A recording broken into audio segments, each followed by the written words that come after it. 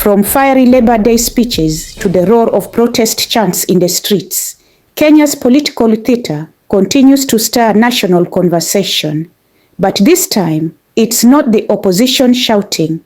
It's KOTU boss Francis Atwoli sending a loud and clear message to President William Ruto. Do not be intimidated. Yes, you heard right. The veteran trade unionist stood tall at Uhuru Gardens and told the president to ignore the now famous Ruto Must Go chants echoing across the country. It all unfolded during the 2025 Labor Day celebrations, a day meant to honor Kenyan workers. But politics took center stage. Speaking in front of a packed crowd, Atwoli, known for never holding back his words, addressed President Ruto directly, advising him to stay calm and focused amid growing public dissent. Mr. President, don't be intimidated. There are people who love to make threats all the time. Atwoli didn't stop there. He reminded the nation and Ruto that political protests are nothing new in Kenya. He gave examples from the days of Kenyatta, Moi, even Kibaki. According to him, every president faces turbulence.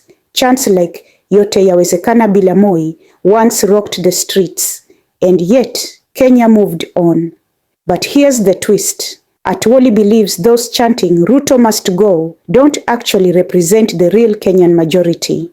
In his words, they have no ground. He painted the protesters as loud, yes, but not powerful. The Ruto Must Go movement began last year, sparked by youth-led anger over the controversial Finance Bill 2024. It was Generation Z that picked up their phones, hit social media, and lit the fire of digital protest.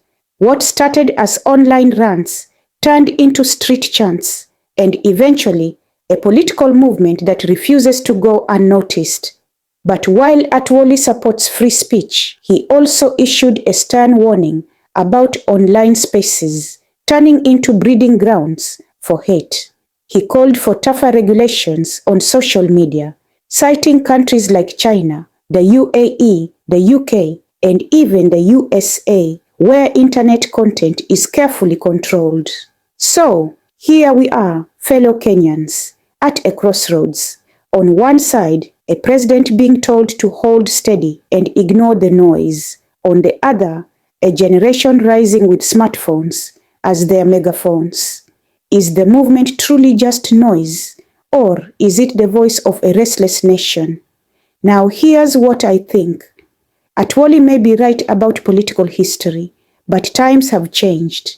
The youth aren't just angry, they're informed, connected, and organized. And while their numbers may be debated, their energy cannot be denied.